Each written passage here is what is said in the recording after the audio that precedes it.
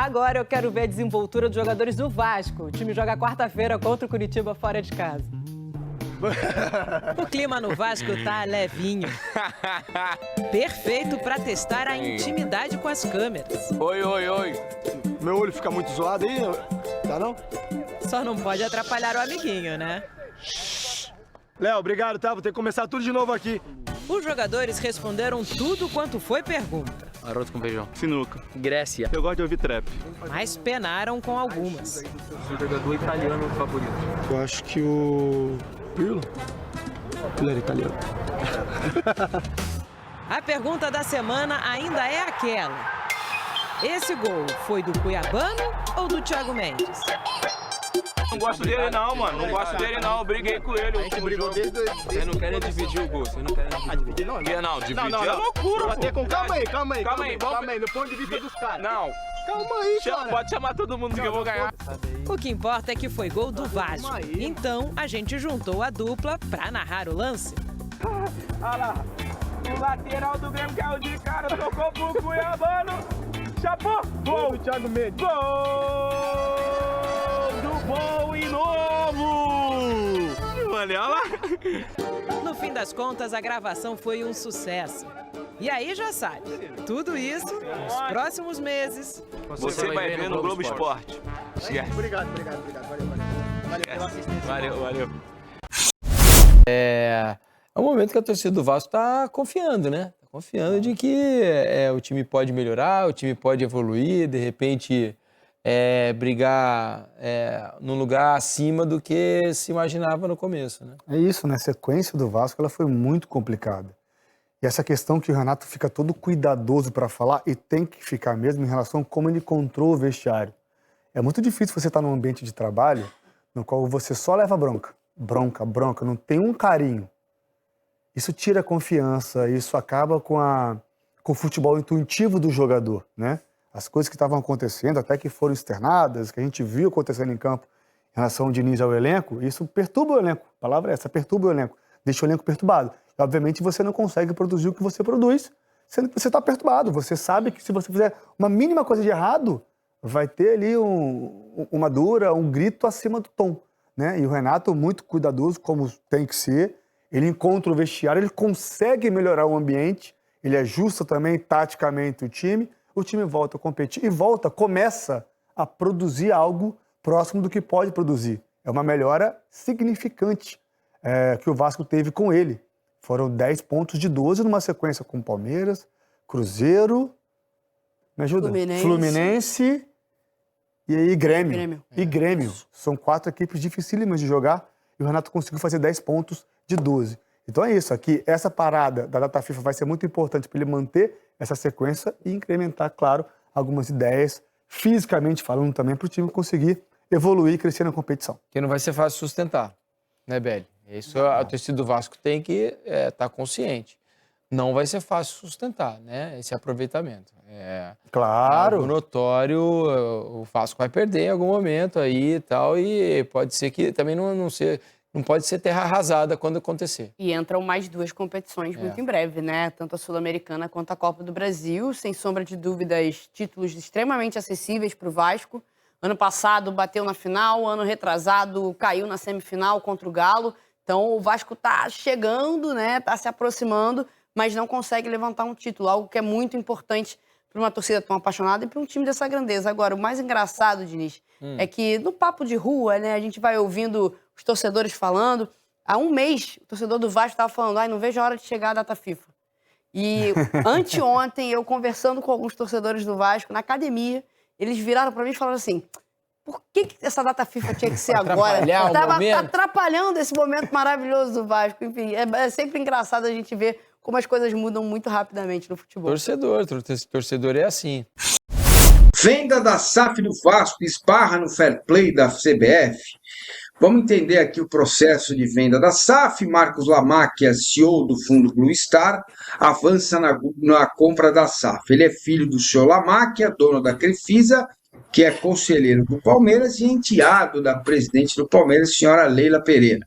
Já verificou o senhor o fundo Blue Star, né? Já verificou os dados financeiros do Vasco, está avançando nos termos de compra da SAF. A negociação gira em torno de 2 bilhões, sendo 1 bilhão para quitação de dívidas, o restante para investimentos, infraestrutura e futebol. Bom, tá aí na tela, né, a foto do Marcos Lamáquia. O que é que diz o Fair Play Financeiro? E vi que o Vasco encaminhou, ou está encaminhando este contrato, este objeto jurídico para o Fair Play Financeiro da CBF, para a agência que regula isso, para ver qual será a opinião deles. Rodrigo. Ele ainda não encaminhou, ele só sinalizou para a CBF que vai fazer em algum momento, que vai marcar uma reunião. Foi uma sinalização informal, ó, precisamos sentar, a gente vai mostrar o que a gente está discutindo aqui, e aí a CBF vai dizer, ó, isso aqui pode, isso aqui não pode, para não chegar no final, já chegar com a operação pronta, a CBF falar assim, não, tá bloqueado, e aí o que adiantou ficar toda essa conversa toda? E aí, se a gente passar para o próximo quadro, eu vou mostrar ali o que no Fair Play exatamente que burla, né?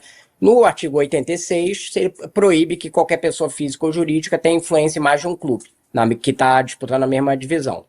E isso vale para parentes, cônjuges, pais, filhos e irmãos. Enteado pela interpretação, se equipara a filho, seria inclusive parente de primeiro grau, segundo um advogado me falou, né, que é especializado nessa coisa societária. O processo a SAF apresenta ali, ó, trocamos de dono. E aí a CBF faz a análise, e o que vai acontecer provavelmente é uma análise informal antes para o negócio ser formatado. Qual é um dos caminhos que está dito no próprio regulamento e que a própria CBF está estudando lá dentro? É a criação de um blind trust, um fundo cego. Esse fundo cego funciona como? O Lamáquia compra o Vasco, digamos, diz ali quanto que ele tem que investir e tal, mas ele não tem que entregar essa gestão para terceiros. Ele não pode participar da gestão. É nomeado alguém para ser gestor do fundo cego, e esse fundo cego vai ser gerido por essas pessoas dentro dos termos ali do contrato. Isso já aconteceu, a CBF está estudando assim, o que é feito fora do Brasil? E é feito na UEFA, já foi feito com o caso do City e do Girona, quando os dois classificaram para a Champions League, o Girona foi para um blind trust, e aí passou a não ser gerido pelo City, né? E aí ele pôde disputar a Champions. Tem um caso também do Manchester United e do Nice na Europa League, também a mesma coisa. Eles fizeram, mas tentou-se fazer quando o Crystal Palace, lá que era a questão do Textor, né? Crystal Palace e o Lyon, e não deu certo. Não deu certo também porque demorou, ficou em cima da hora e tal. Então essa é uma ideia. Aí como que funcionaria o fundo cego? Entraria o dinheiro do Lamáquia, que está previsto no contrato lá assinado com o Vasco. Ó, tem que dar 1 bilhão aqui para investimento e tal, não sei o quê, tanto para bancar a folha e tal. Só que ele não ia poder, por exemplo, o Vasco está precisando de mais dinheiro aqui. Não ia poder fazer. Porque se ele não pode participar da gestão, isso quem me disse foi um advogado. Se você não pode participar da gestão, você não pode fazer injeção extra de dinheiro, né? Não pode ter comunicação do fundo com o Lamáquia. Isso pode ser feito temporariamente, até a Leila não ser mais presidente do Palmeiras, porque se ela for conselheira do Palmeiras, não tem problema, ela não vai ter controle da gestão. Ela e o Lamáquia podem continuar a ser conselheiros do Palmeiras. Vão ter alguma influência e tal, mas eles não vão controlar a gestão do clube. Outra coisa que também tem de vedação é que você não poderia ter operação de venda e compra de jogador entre os dois clubes, né? No caso, o Palmeiras e o Vasco. Esse é um caminho. Vai ser esse o caminho? Eu tentei falar com gente do Vasco, até por um desencontro de agenda, não consegui falar para me dizer se é exatamente esse modelo que eles estão fazendo. Eu sei que na CBF é isso que está sendo estudado como possibilidade, antes do Vasco ainda apresentar o que ele tem para mostrar relacionado ao Lamáquia. E aí a gente pode discutir dentro disso se o fundo cego é o suficiente para convencer, digamos assim, a comunidade do futebol brasileiro e todo torcedor, que é, no fim das contas, para quem a gente está falando, o consumidor, se é o suficiente para ele não ter nenhuma desconfiança sobre o campeonato. Muito bem. Não seria interessante também, PVC, que o fair play financeiro e o Vasco demonstrasse de onde virá o dinheiro? Porque se ele vier da Crefisa, aí fica claro a influência. Mas se ele vier do fundo mesmo, do Blue Star e do Lamáquia Baby, que eu chamo assim com muito carinho, aí acho que não tem também problema. A empresa do cara, o cara tem lá as empresas dele, os negócios dele. Você acha que isso poderia entrar na apresentação desse trabalho que o Vasco vai fazer para a CBF? Ou não, é irrelevante?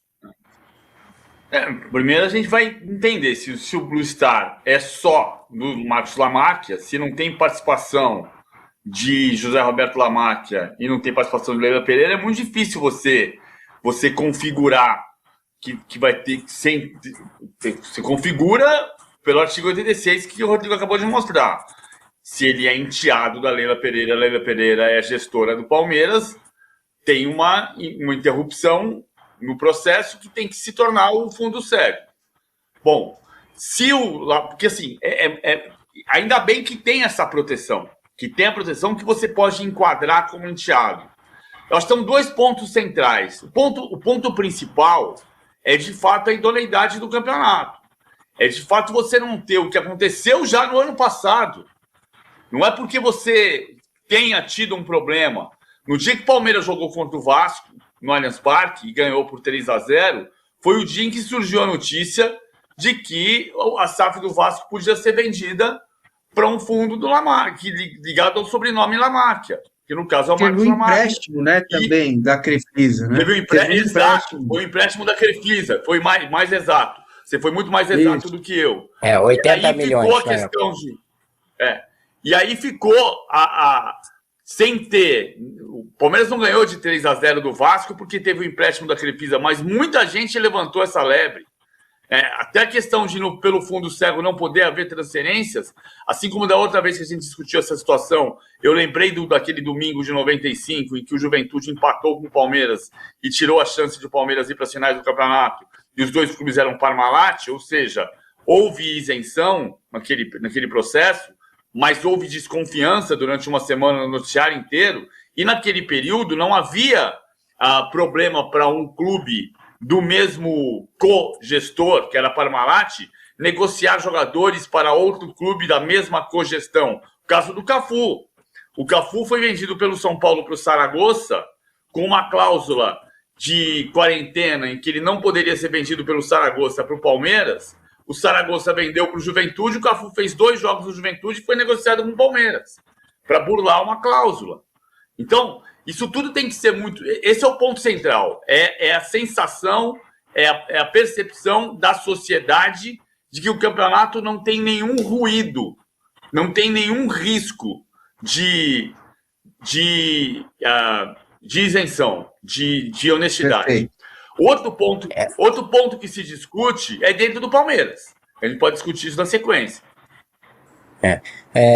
Para complementar, Massini, primeiro, a Lei Geral do Esporte também tem uma vedação parecida, que é a lei que rege o nosso esporte, né? Foi a consolidação de todas as legislações, artigo 62, salvo engano, ela também trata ali de uma vedação que uma pessoa tenha controle ou influência em 2 clubes e também usa o termo cônjuge ou parente de segundo grau, a mesma coisa que está no regulamento da CBF. Essa questão do dinheiro, o dinheiro a gente não tem certeza da origem, mas provavelmente é do ramo da família do Lamáquia, que não é o do pai dele, ele tem um dinheiro da família da mãe, né?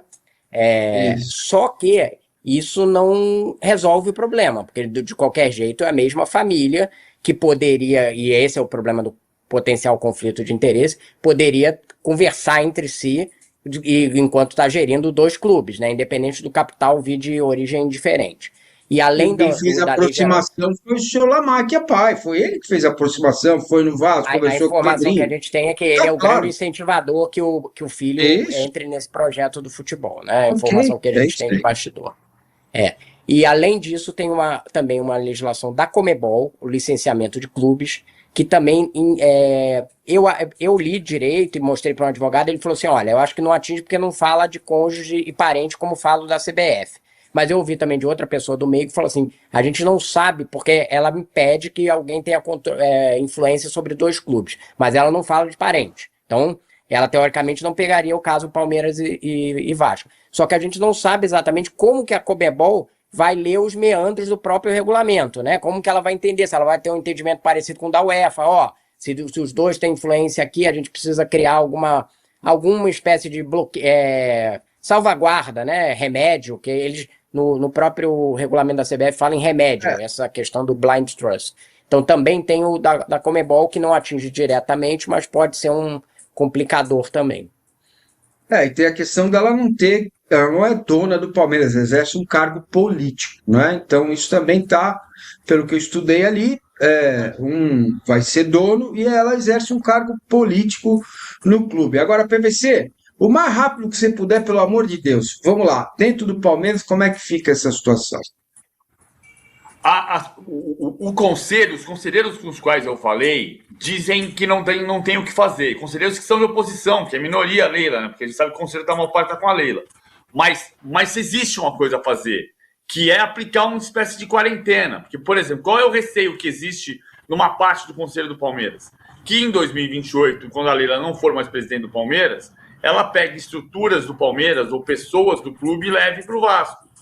O que pode acontecer? Ela está livre para isso. A não ser que o Conselho aprove uma espécie de quarentena. Olha, o clube entende que todas as pessoas que ocuparem cargos executivos precisam passar 2 anos após um mandato de 6 anos, longe de qualquer administração de outro clube, ou de qualquer sociedade em outro clube de futebol.